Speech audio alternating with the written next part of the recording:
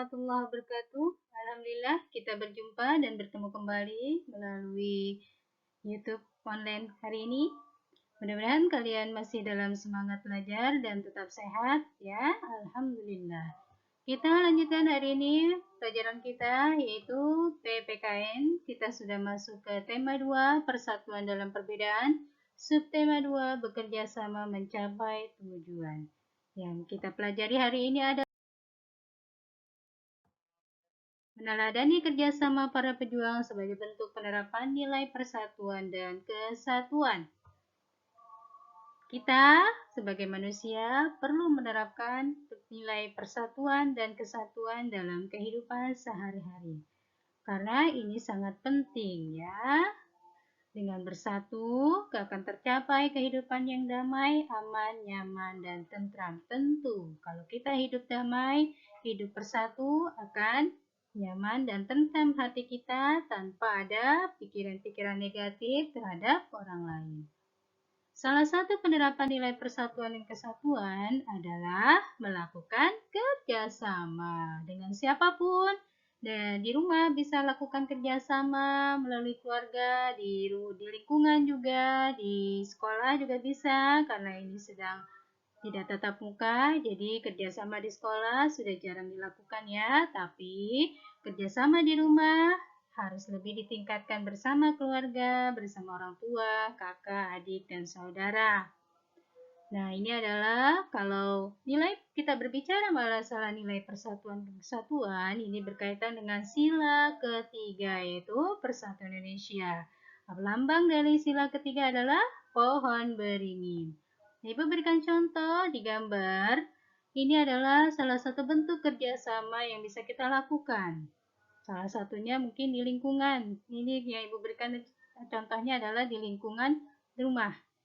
Misal ada tetangga kamu yang terkena musibah, misalnya banjir. Kamu bisa membantunya dengan mengangkut atau membawai barang-barang yang penting atau dokumen-dokumen penting yang bisa kamu selamatkan ya. Apa sih kalau kita melakukan kerjasama manfaatnya? Manfaat yang pertama adalah pekerjaan menjadi lebih cepat selesai tentu. Karena apa? Karena dilakukan secara bersama-sama. Pekerjaan terasa lebih ringan. Iya. Yang ketiga, memperkuat semangat persatuan. Pasti dengan kita bekerja sama, saling bantu-membantu, otomatis persatuan akan timbul dan semangat itu akan muncul dalam diri sendiri. Sikap rela berkorban sebagai penerapan nilai persatuan dan kesatuan. Sikap rela berkorban dapat menunjukkan rasa tanggung jawab dan juga nasionalisme. Rela berkorban dengan kepentingan bersama akan mempererat persaudaraan. Bagaimana contohnya sikap rela korban kalau kita di sekolah? Salah satunya contohnya adalah rela mematuhi tata tertib sekolah. Tata tertib sekolah itu apa saja sih Bu? Contoh, di sekolah ada upacara pengibaran bendera. Ini adalah salah satu contoh mematuhi tata tertib sekolah. Memakai seragam sesuai hari, sesuai aturan sekolah. Itu adalah tata tertib. Dan masih banyak lagi tata tertib sekolah yang bisa kalian terapkan. Yang kedua, mau mengakui kesalahan apabila berbuat salah. Di sekolah nih, misalnya di kelas, kamu salah dengan teman kamu. Kamu tidak membohongi diri sendiri, tapi kamu berani mengakui kesalahan kalau kamu memang salah. Yang ketiga, rela meluangkan waktu untuk membantu teman yang terkena musibah. Ya, di kelas pasti ada teman kamu yang terkena musibah. Tentunya kamu sebagai anak yang baik tidak diam saja ya. Apa yang bisa kamu lakukan? Yaitu membantunya. Salah satunya dengan cara apa? Dengan mengumpulkan uang atau mengumpulkan barang-barangnya apa? Misalnya sembako atau mengumpulkan barang baju yang masih layak pakai ya. Yang keempat, saling menghargai dan menghormati agar tercipta kerukunan di sekolah ya. Di sekolah, di kelas, tentunya teman-teman kamu itu berbeda-beda, ya. Tapi kamu sebagai siswa yang baik wajib menghargai dan menghormati. Agar apa? Agar kerukunan di sekolah tercipta, apalagi di kelas, ya. Sebagai penerapan nilai persatuan dan kesatuan. Selain rela berkorban yang tadi kita bicarakan, kita bicara sikap pantang menyerah juga dibutuhkan dalam kerjasama.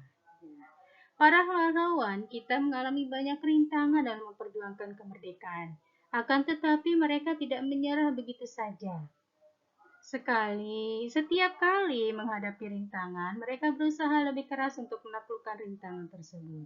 Nah, kalau kamu sebagai siswa, sebagai anak yang baik, bagaimana sikap pantang menyerah yang kamu bisa lakukan? Salah satunya adalah dengan giat belajar.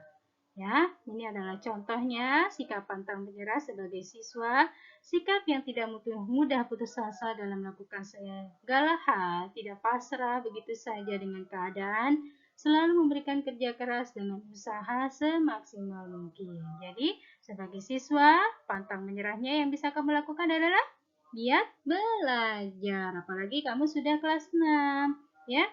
Tingkatkan belajarnya dengan baik. Karena apa? Karena kamu akan sebentar lagi akan lulus. Kalau sudah lulus, alhamdulillah. Adalah nih di tugas PKN 1 sampai 6 yang punya buku tulis bisa dilihat ya di tema 2, subtema 2. Di akhir evaluasinya, tugas PPKN-nya yang punya buku paketnya bisa dikerjakan langsung. Yang belum punya bisa salin di buku tulis kembali ya. Terima kasih kalau sudah mengerjakan tugas dengan baik. Ibu ucapkan wassalamualaikum warahmatullahi wabarakatuh.